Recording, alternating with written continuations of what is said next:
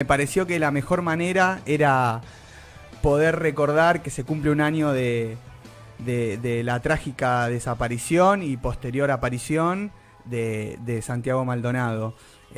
Un hecho que fue trascendental y que recorrió todos los canales y medios de comunicación del año pasado y que refleja un episodio más de una lucha constante, que yo le podría decir la lucha entre David y Goliat, que es entre los... Y una lucha que aparentemente uno pensaba que no iba a existir, que ya se había pasado, ¿no? Que era parte de nuestro pasado, pero sin embargo suceden estas cosas. Recobró con fuerza, porque también recobraron con fuerza los dueños de la tierra, ¿no? Y vuelven también con sus manias.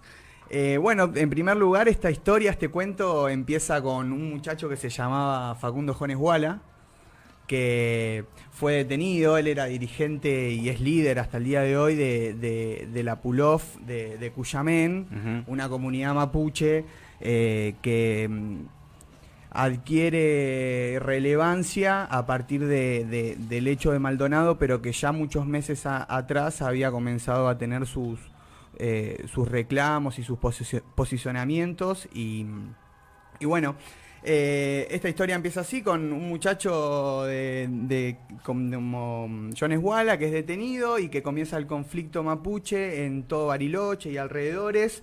Las fuerzas de seguridad del gobierno mandan a Nocetti, que es un secretario de Bullrich, a que reacomode entre comillas la situación y la organice un poco. Y la justicia federal comienza a tener un papel fundamental en todo el entramado cotidiano que empieza a pasar. El 1 de agosto hay sin orden judicial, ¿sí? Y solamente la orden era despejar la ruta ante un reclamo y un corte de ruta de los mapuches. Perdón, ¿cuál es el reclamo que hacían los mapuches? ¿Cuál es la disputa que tienen con el gobierno nacional? El reclamo es un reclamo histórico, tradicional de este país. Es la posesión y la tenencia de sus tierras, aquellas que ellos consideran que ocuparon históricamente, y sin tener en cuenta los límites territoriales y sin tener en cuenta las cuestiones occidentales que hoy en día nosotros podemos tener, como, bueno, hasta acá empieza un país y hasta acá empieza el otro. Ellos entienden que tienen un territorio tradicional, ancestral, que les corresponde, y que, bueno, obviamente hay una discusión muy fuerte dentro de la justicia con respecto a esto, porque hay dos derechos que están chocando, que uno es el derecho a la propiedad y el otro es el derecho al reconocimiento y la preexistencia étnica de los pueblos, ¿no? Que son anteriores al Estado argentino. Claro.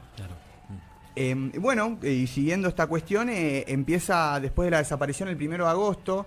Recuerden que Santiago estuvo desaparecido hasta el 17 de octubre, 2 meses y 17 días, en el cual traje un pequeño recorrido cronológico, muy breve, para que veamos también lo que fue el circo. El circo y toda la zanateada que hubo por parte de la fuerza. Y fue una cosa que a mí me interesó muchísimo. Bueno, en primer lugar, comienza la búsqueda con los buzos. Si se acuerdan, los primeros días los buzos cómo iban desde la mañana a la noche y en turno tarde, vespertino, en vivo, a nadar y en todas las cámaras de televisión. En un río de 1,30 centímetros de profundidad, no pasaba el 1,30. Como mucho, ¿no? Como mucho, y todo un equipo especial de la Gendarmería Nacional buscándolo a Santiago durante varios días. Empiezan a haber denuncias de la Sunimoc, de que entraron a propiedad privada, empieza a ver que lavaron las camionetas, aparece un Santiago Maldonado trucho en Entre Ríos, no sé si se acuerdan, comprando en no sé qué era. En un chino, justamente. Otro está en la peluquería también, una cosa así, lo habían encontrado en una cosa. Y le pedía ticket al... Hoy te tenemos por el cachetazo. Bueno, después Santiago es pedido por la Interpol, los organismos internacionales de derechos humanos empiezan a hacerse eco de esto, empieza a trascender las fronteras, ¿sí? No solamente la Corte Interamericana de Derechos Humanos, la ONU mismo, acá en casa, empiezan a exigirle al Estado Nacional respuestas. Esto provoca que la ministra Bullrich tenga que ir al Senado a exponer y a dar las explicaciones de qué es lo que está pasando. Y más en un marco de represión, una desaparición que se da en un marco donde incluso se han divulgado videos de cómo Gendarmería estaba reprimiendo a los manifestantes. De una avanzada sin sentido. Y sí, de ninguna forma. hay gente que lo defiende, pero bueno, eso es otra discusión. Y una vez que la ministra, la flamante ministra de Seguridad, Patricia Bullrich, se ve acorralada por las presiones de los organismos de derechos humanos internacionales, comienzan los operativos políticos, judiciales, mediáticos, y lo digo editorializando lo que digo, Claro. en el cual comienza un triángulo de operativos pescado podrido, yo le podría decir, que son empezar a amalgamar la situación e intentar A ver embarrar la cancha, sí, básicamente. Básicamente, sí. Y en esos momentos comienza, por ejemplo, el operativo que nadie lo vio ese día, que él nunca estuvo ese día, recuerden. Y estas cosas que yo les cuento son cosas que si nos ponemos a recordar, en ese momento cada operativo duraba una semana. Una semana nos decían que él nunca había estado en la represión. Después estuvo también el operativo del homicidio culposo, que creo que en ese momento se empiezan a pasar a pasar los límites de la cordura de un ministro cuando hablan de excesos. O sea, estaba pero hubo un exceso, no estaba pero no hubo un exceso, no se sabe muy bien. Y hay Carrió hablando de que había un 20% de posibilidades que esté en Chile. Todo esto responde... sí, es tremendo cómo verlo a la distancia. Me encanta porque... Y poder juntar Claro. la cantidad de versiones y operaciones que hubo a nivel mediático y político. Pero ¿sabés qué? En este caso, voy a coincidir con vos, que más allá no era solamente cuestión de que pase el tiempo para darse cuenta, que con otros temas por ahí sí, ¿viste? Como que te necesitas tomarte un tiempo, alejarte para darte cuenta. En este caso... Pasaban los días, y no muchos días, y vos te ibas dando cuenta de que era todo una contradicción tras otra, un disparate lo que se iba diciendo. La querella, que representan los familiares de Santiago, tienen una postura clara, que es, este caso fue una desaparición forzada seguida de muerte. Porque escuchamos hasta no hace poco a la Nata en su editorial de su programa de los domingos en Canal 13, insistiendo que esto no fue una desaparición forzada. Estaría bueno aclararle que la desaparición forzada puede ser o no seguida de muerte. ¿Nos puede definir qué es la desaparición forzada? Para que podamos comprender mejor a qué atribuye esa carátula. La desaparición forzada es un delito que el bien jurídico que ataca es la libertad individual, ¿sí? Que tiene que tener, según la doctrina argentina, 3 componentes fundamentales. No solamente doctrina argentina, sino tomada de los organismos internacionales de derechos humanos, que es la desaparición real de un cuerpo, ¿sí? Por lo tanto, la coerción de su libertad. Tiene que haber sido después de una intervención de fuerzas de seguridad en el hecho, y tiene que haber principalmente, que es el tercer punto que es fundamental, una negación de las fuerzas de seguridad sobre el paradero, la suerte de esa persona que corrió esa mala suerte, digamos. ¿Por qué?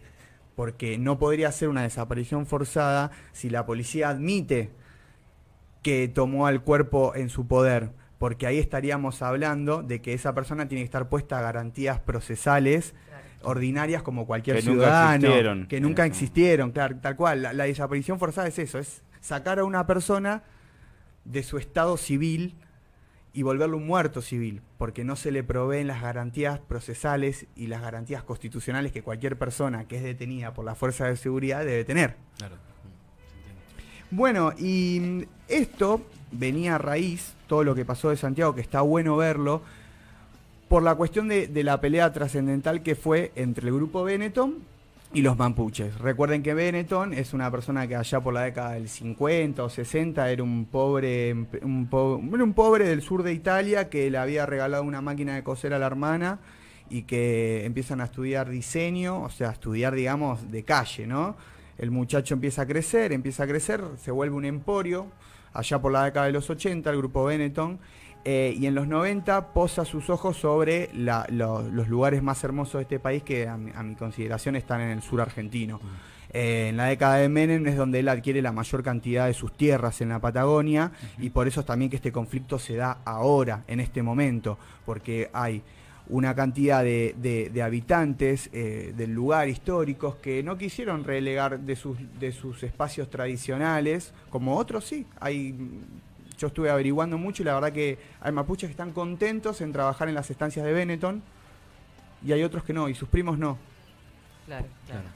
Y bueno, lo principal es que lo que proclama, ¿por qué Santiago estaba ahí? Santiago estaba ahí defendiendo una causa que para muchos puede ser ilegítima, porque vos podrías decirme que la propiedad privada está por encima de cualquier reclamo de los... Argumentar que no tienen entidad jurídica en esto. Entidad jurídica, tal cual. Y hay otra campana que dice que no, que los pueblos originarios tienen una persistencia étnica anterior al Estado Nacional y que bueno, que a partir de eso hay que empezar a hablar con respecto a quién le corresponde las tierras o no. Por derecho propio tendría que ser de ellos.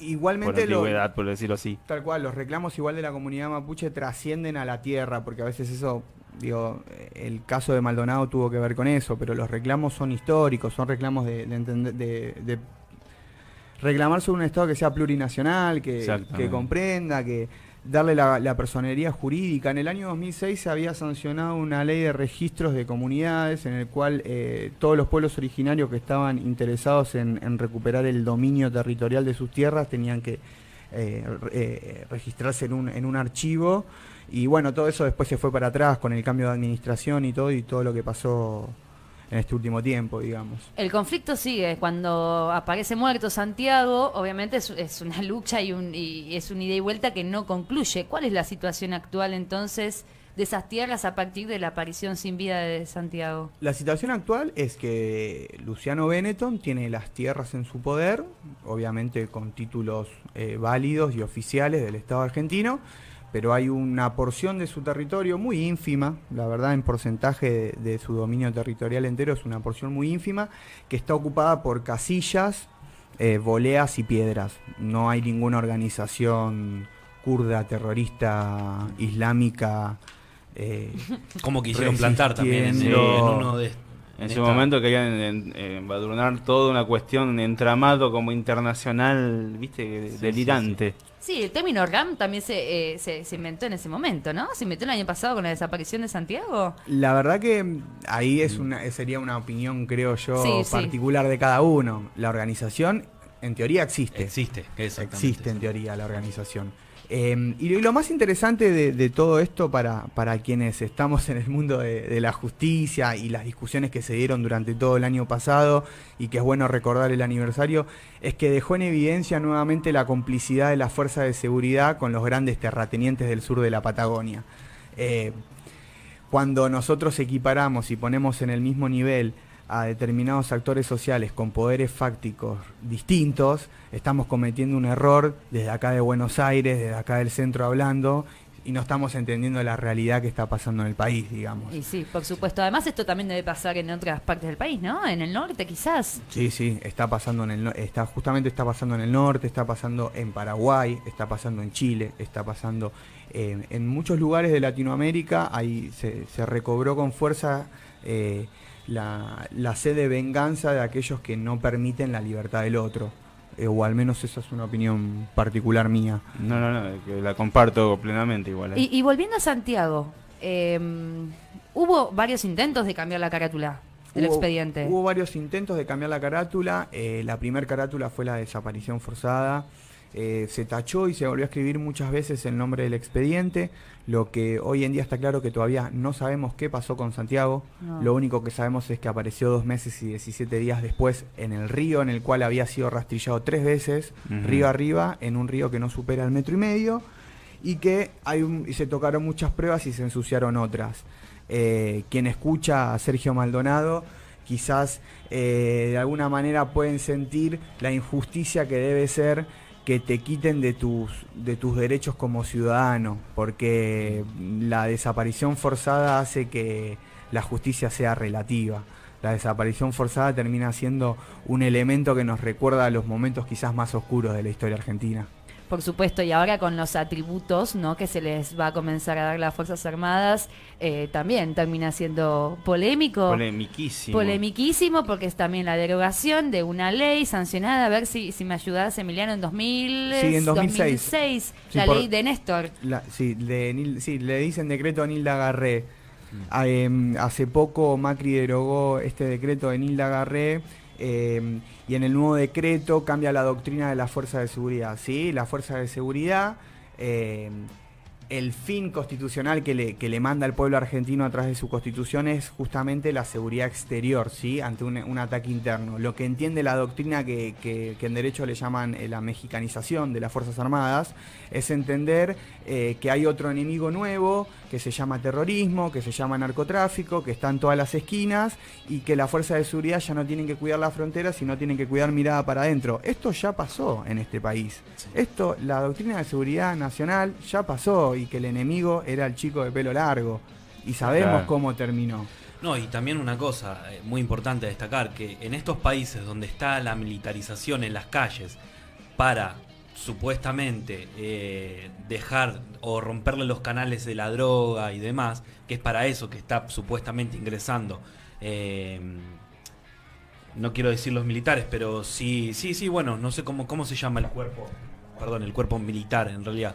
Las fuerzas, los distintos tipos de fuerzas, sí. Bueno, las Fuerzas Armadas en México lo que ha pasado es que justamente las Fuerzas Armadas mexicanas son las que son parte del negocio de las drogas, o sea, se han terminado involucrado en vez de justamente dar una solución a la sociedad. Tal cual, esto igual también responde a un momento en especial del país. No es casual que se libere a las Fuerzas Armadas o se las envíe a colaborar con las fuerzas de seguridad interior en un momento delicado del país, en un momento en el cual la tensión social aumenta, va en escalada, en un momento en el cual cada vez hay más cortes de calle, cada vez más reclamos, los sindicatos, las protestas sociales, hay una tensión social en aumento, en escalada. No, yo creo, a mi entender, que no es casual que con un decreto que el presidente de la Nación firma, habilita a las Fuerzas Armadas a entender un nuevo enemigo que no tiene que estar vestido con otra bandera de otro país, sino que puede ser tranquilamente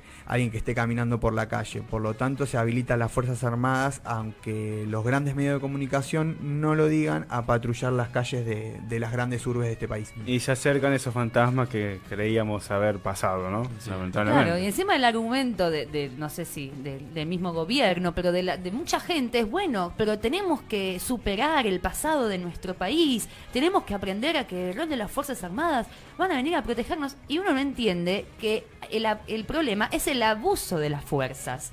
Que estén en las villas, que estén en las manifestaciones, es lógico que no es para mantener pacíficamente, de una manera pacífica nada, sino justamente para imponer la violencia, para realizar lo que las órdenes de arriba dicen.